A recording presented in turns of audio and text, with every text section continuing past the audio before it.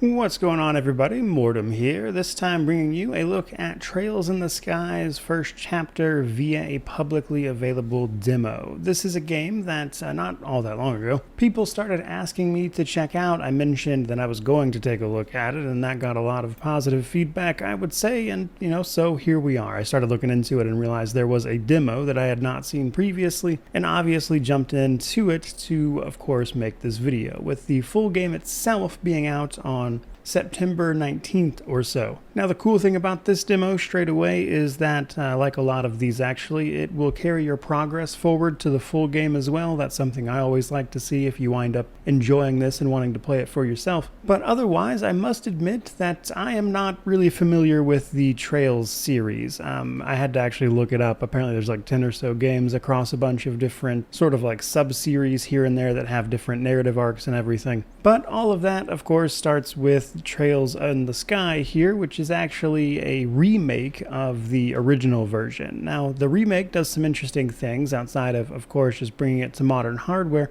It also introduces a real-time battle system, with the turn-based option still being present and optional, which I thought was especially interesting. And overall, as first impressions go, I do think this game is doing some stuff that I actually kind of want to see more of and simply get a feel for, which is why I'm probably going to cover this in the future, but it also launches at the same time another game does, so it'll be yet another game to add to the pile of September releases, so we'll kind of have to play it by ear, frankly. Now, curiously, as first impressions go, my literal first impression of this particular game was not particularly positive. And that's mostly because the opening scene is a little rough. The game starts off with a man known as Cassius Bright bringing home an orphan, I suppose you could call him, that he found while doing his job as a bracer. A bracer is kind of like local law enforcement that fights off monsters, handles tasks for the locals, that kind of thing. Except the odd bit there is that they don't actually work for any one nation, technically speaking. They're an international organization, so to speak. But in bringing this young man that he found home, his daughter just immediately starts being over the top, attacks him because he's being too loud when he's having injuries, and I don't know, the whole scene just kind of hit me the wrong way. Happily, though, it does immediately get better. Like right after this, it fast forwards a few years and she has clearly grown up a little bit, but overall just really didn't care for that opening cutscene. But as I mentioned, it pretty much immediately gets better. Because after that little time fast forward, it turns out that Joshua, as he's actually known, has effectively been adopted by this family, Cassius and his daughter Estelle. And Joshua and Estelle, being the same age, have both been training to become bracers themselves, which forms the bulk of the opening period here. Now, in terms of the story, right after you guys become bracers, Cassius gets called away because the area that we're in, the country, is Liberal. I'm not exactly sure how to pronounce what they're going for there. But either way, that country had been invaded previously by an empire to the north. Pretty standard JRPG stuff in some ways, and there's some concern it might happen again, which I would assume obviously forms the bulk of the story. In the meantime, your job is basically to establish yourself as bracers, and that's kind of the prologue demo section here. In doing so, you naturally come across a bunch of the game's individual systems, namely combat and of course some of the progression around that. Now, some of the progression is fairly simple in the form of equipment and things. There's equipment that you'll find and upgrade, but then there's your orbment. So one thing in this world is that they've made some fantastical devices that honestly kind of remind me of stopwatches, but basically these orbments have slots for various quartz crystals, kind of like materia from Final Fantasy VII in some ways, in that they grant your character abilities and everything. And this is what is going to kind of define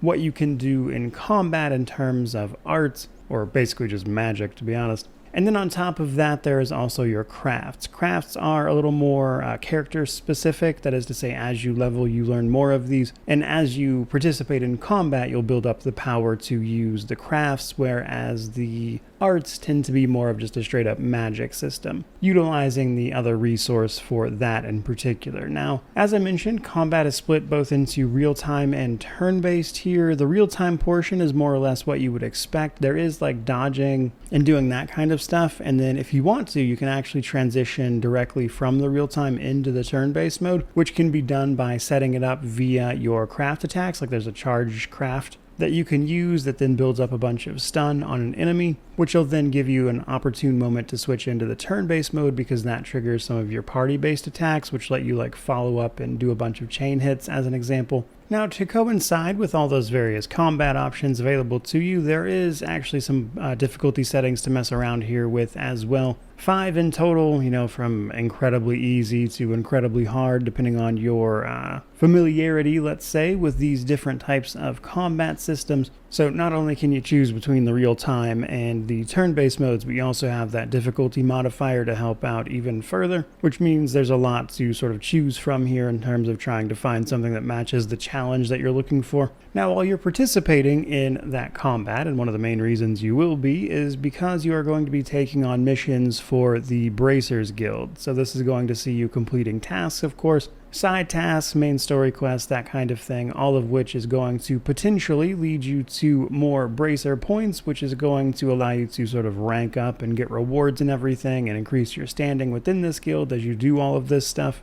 And that's before even talking about how monsters all drop a specific currency called, I believe it's Sepith, that you can actually use to manufacture all of that quartz I mentioned for the orbments. And putting all of that together, it does seem like there's a pretty healthy, robust amount of systems here that is honestly kind of fueling my drive to learn more about it personally. So putting all of that together, just from my experiences with this demo that is available, I'm kind of into it, to be honest with you. There are parts of it, like some of the dialogue isn't really my thing, if I'm being honest, but I'm interested in seeing more of this series. It's apparently a pretty big thing that I've never even heard of, and then I do kind of enjoy what they're doing mechanically here, and I think that would be fun enough for me to take a look at it.